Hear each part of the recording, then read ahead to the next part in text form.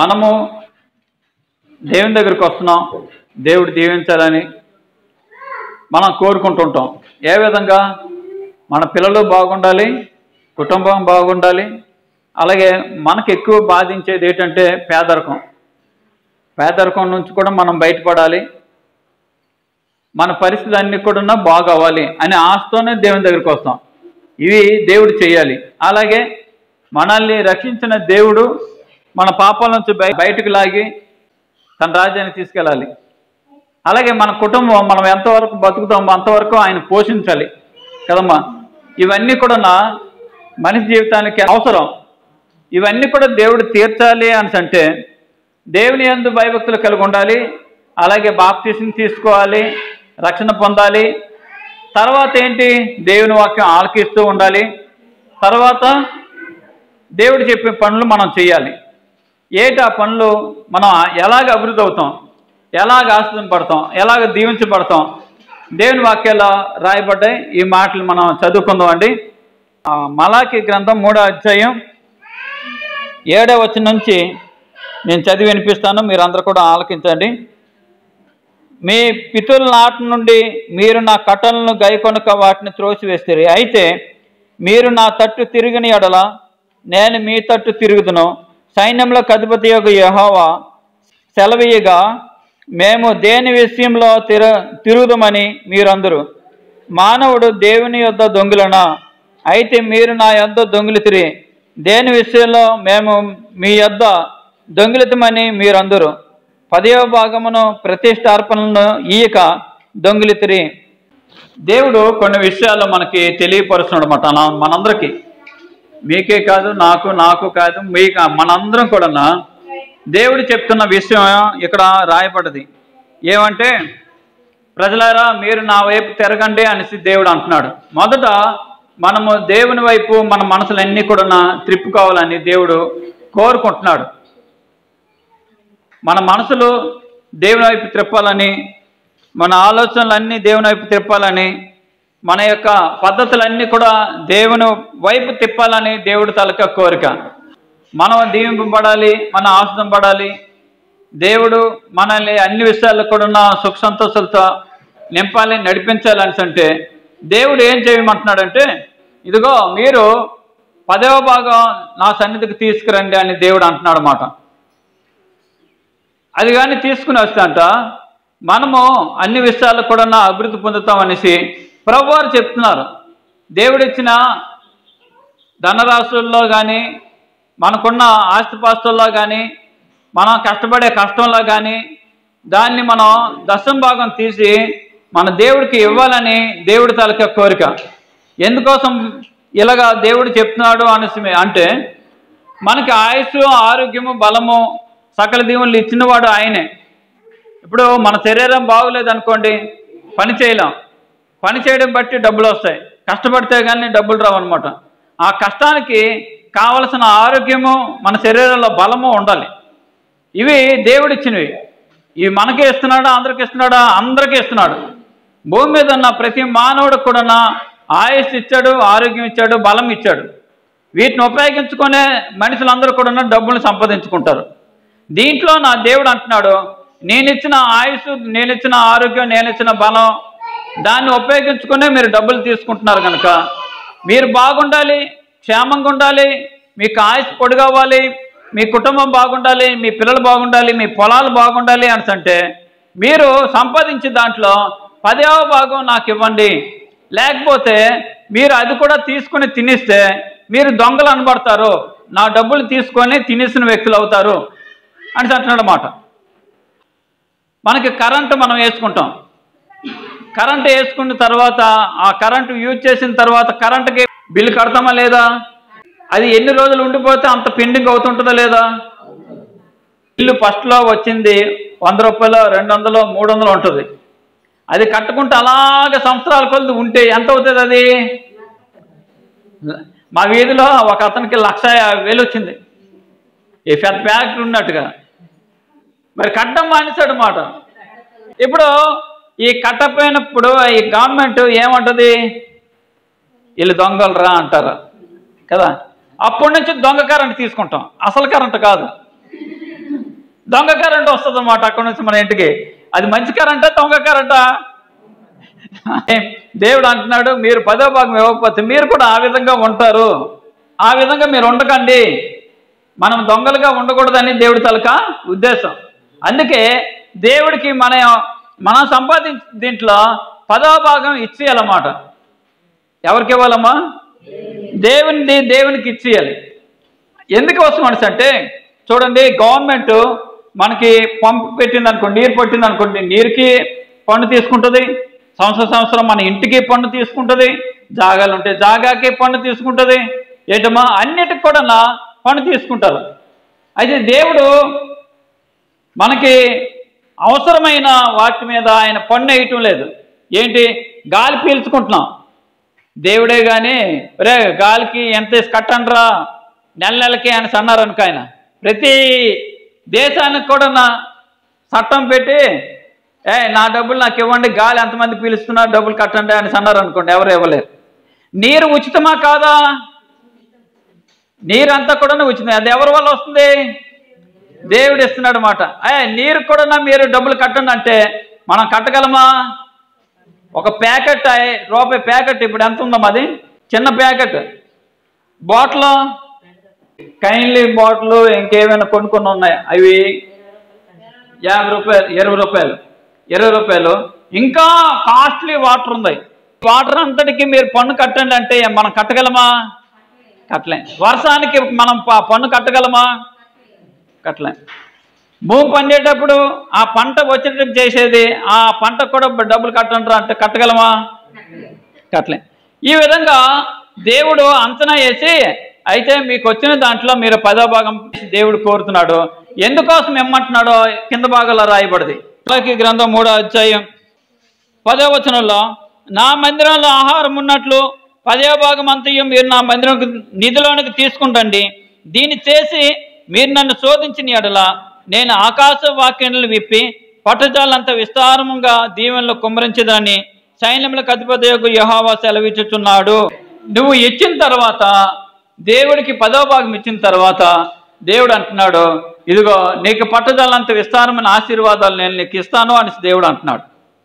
ఇప్పుడు మనం అందరం కూడా దేవునికి ఇస్తున్నది మన కష్టంలోనే ఇస్తుంటాం, మన బాధలోనే ఇస్తుంటాం. అందరం పేదోళమే. కొంతమంది డబ్బున్న వాళ్ళు ఉన్నారు అనుకోండి. అయితే డబ్బున్న వాళ్ళు ఎప్పుడు ఎవరు? డబ్బులు ఉన్నోళ్ళు ఎవరు కూడా దేవుడికి ఇవ్వడానికి ఇష్టపడరు. వాళ్ళు దాచుకోవడానికే ట్రై చేస్తారు. ఏమాత్రం కూడా ఇవ్వడానికి ఇష్టపడరు. ఎప్పుడో పండుగలకి. ఎప్పుడు ఇస్తారమ్మా? పండుగలకి పేరు కోసమో ప్రఖ్యాత కోసమో దేనికోసమే ఇస్తారు. అలా కాదు. దశంభాగం అనేది ప్రతి నెల దేవుడికి ఇవ్వాలి. వచ్చిన రాబడులు ఏం చేయాలమ్మా? ప్రతిసారి నీకు వచ్చిన రాబడిలో రూపాయలు, 100 రూపాయలకి 10 రూపాయలు లెక్క, 1000 రూపాయలకి ఒక 100 రూపాయల లెక్క నువ్వు తీసి దాస్తే దేవుడు ఆ దాచిన దాన్ని దేవుడు దీవిస్తాడు. యేసయ్య దగ్గరికి 5 రొట్టెలు 2 చిన్న చేపలు పట్టుకుని వచ్చారు. ఎన్ని రొట్టెలమ్మా? 5 రొట్టెలు 2 చిన్న చేపలు. అవి పట్టుకొని యేసయ్య చేతిలో ఎప్పుడైతే పెట్టారో అవి దేవుడు ప్రార్థన చేసేటప్పుడు ఎన్ని వేల మంది తిన్నారంట? 5,000 మంది పురుషులు తిన్నారు. 5,000 మంది పురుషులే వచ్చారంటే మరి స్త్రీలు ఎక్కువ మంది వస్తారా, పురుషులు ఎక్కువ మంది వస్తారా? ఎక్కడికైనా స్త్రీలు లెక్కట్లేదు. ఎందుకు లెక్కట్లేపారు? ఎందుకు వగిలి అంటాలకి ఎక్కువ మంది ఉన్నారనేసి. పురుషులు ఎంతమంది వచ్చారో లెక్కటంటారా సేవకులారా అనేసి అంటే ఓన్లీ పురుషులకే లెక్కటారు. అందరికీ 5,000 మంది పురుషులు వచ్చారటమ్మా. 5,000 మంది పురుషులు వస్తే స్త్రీలు ఎక్కువ మంది వచ్చి ఉంటారు కదా. పిల్లలు, పెద్దలు, ఆడపిల్లలు, స్త్రీలు, ఇంకా చిన్నపిల్లలు అందరు కూడా ఉంటారు. ఎక్కువ మంది పిల్లలు తల్లుల దగ్గర ఉంటారు. మరి వాళ్ళకి లెక్కట్లే. వీళ్ళందరిని లెక్కెడితే చాలామందికి 5 రొట్టెలు 2 చిన్న చేపలే దేవుడు దీవించాడు. నీకొచ్చిన రాబడిలో దేవుడికి ఇచ్చింది దేవుడు తీసుకుని నీ కొంచెమే నీ ఫ్యామిలీకి అంతటికి సరిపోయినట్టుగా, చుట్టాలు వస్తే చుట్టాలకు సరిపోయినట్టుగా, నీ బంధువులు వస్తే నీ బంధువులకు సరిపోయినట్టుగా, నీ కుటుంబంలో ఏటేటి అవసరాలు ఉన్నాయో వాటన్నిటికీ ఆ కొంచెమే సరిపోయినట్టుగా దేవుడు చేస్తాడనమాట. హల్లెలూయా, దేవునికి స్తోత్రం. మనం అనుకుంటాం కదా, మరి నా పిల్లలకి ఎవరు పిల్లలు చేస్తారు, నేను ఎలాగ దేవునికి కానుకిస్తే నీ పిల్లలకు కూడా దాచుకున్నట్టుగా దేవుడు ఏర్పాటు చేస్తాడు. ఎక్కువ ఖర్చు లేకుండా కొంచెం ఖర్చులోనే దేవుడు ఈ ఇంటిని నడిపించే విధంగాను దేవుడు ఏర్పాటు చేస్తాడు.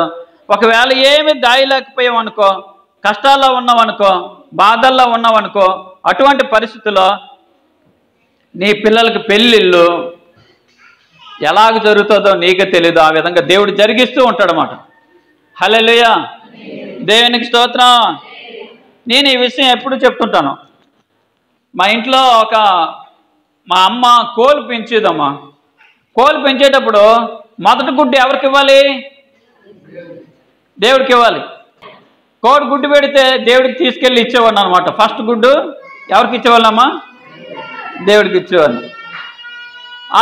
ఇచ్చిన తర్వాత మరి పిల్లలు పెడుతుంది కదా కోడి. ఒక గుడ్డే నేను ఇచ్చాను, మిగతా గుడ్లు 16, 15 ఎన్నో పెడుతుంది పెట్టేది.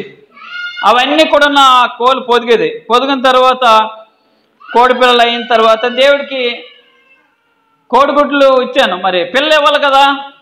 మా అమ్మకు చెప్పాను, అమ్మ మరి కోళ్ళు గుడ్లు పెడితే ఇచ్చాం కదా, అలాగే కోడి పిల్లలు కూడా ఇవ్వాలమ్మా అని అన్నాను.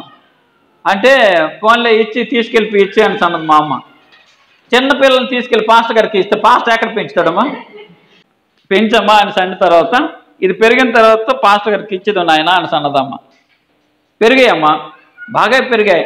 అప్పుడు కానుకల పండుగ వచ్చేటప్పుడు సరైన టైంలోకి వచ్చింది ఆ కానుకల పండుగ. అప్పుడు తీసుకెళ్ళి కోడి ఇచ్చాను అనమాట, పుంజు ఇచ్చాను.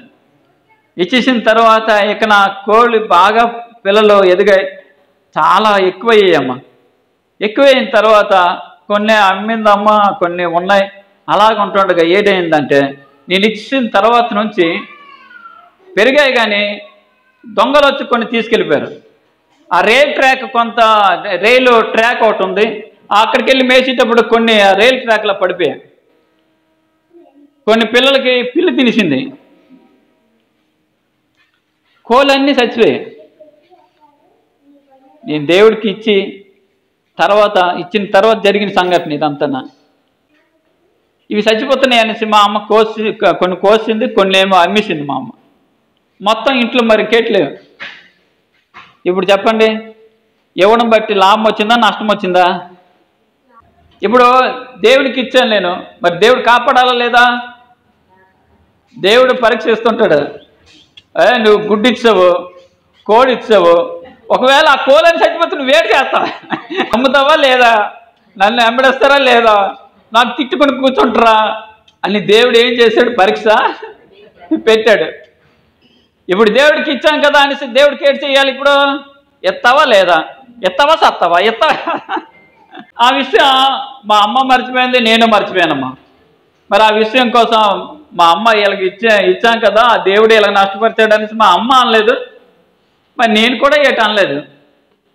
తెగులు వస్తే చచ్చిపోతాయి, ఎవరో దొంగలు వచ్చి తీసుకెళ్ళిపోతే మనం వాళ్ళకి అడ్డుతామో ఏటో, లేకపోతే చూస్తే అడ్డుతారు. మా అమ్మ ఒకటికి చీపురు కట్టడం కొట్టింది దొంగలు ఆడినోడికి.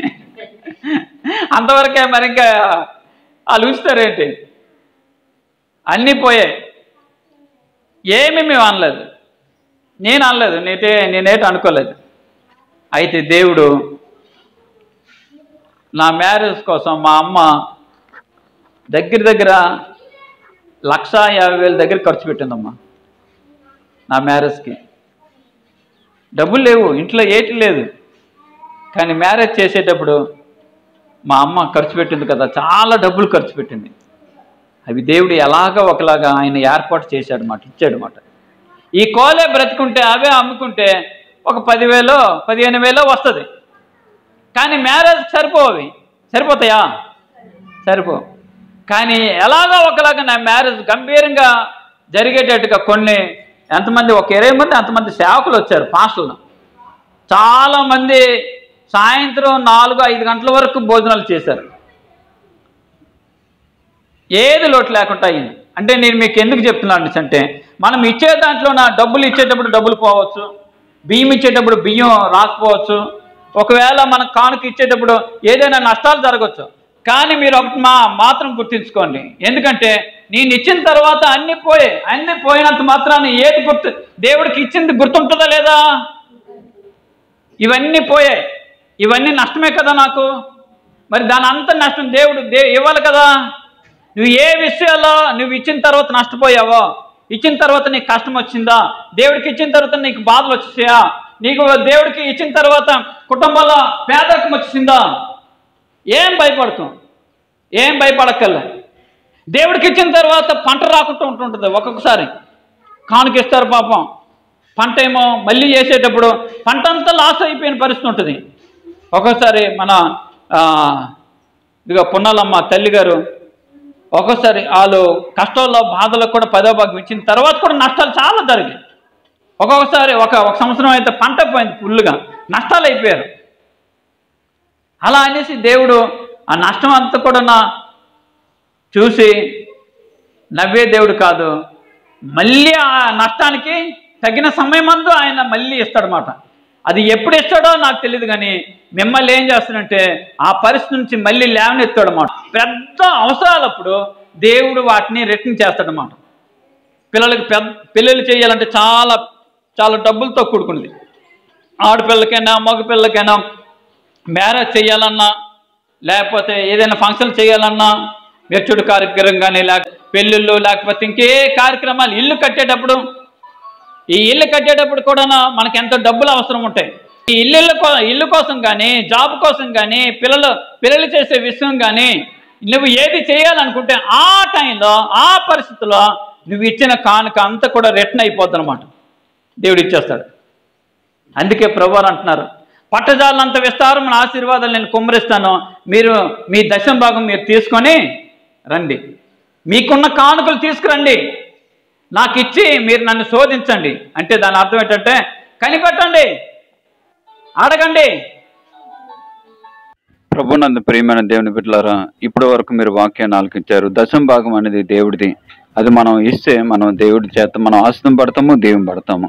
మీరందరూ కూడా ఈ పాట కూడా ఆలకించండి. దేవుడు మిమ్మల్ని బాగుగా దీవించి ఆశీర్వదించును గాక. ఆమేన్.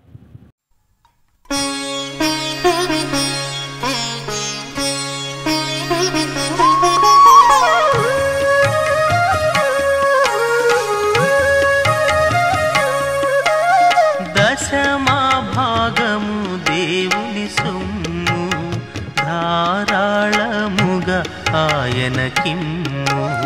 దశమా భాగము దేవుని సొమ్ము, ధారాళముగా ఆయనకిమ్ము. దీవించును రంతలుగా,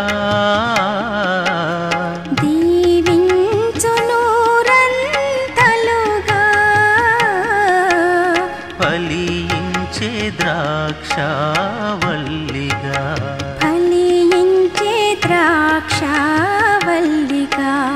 దశమా భాగము దేవుని సొమ్ము, ధారాళముగా ఆయనకిమ్ము.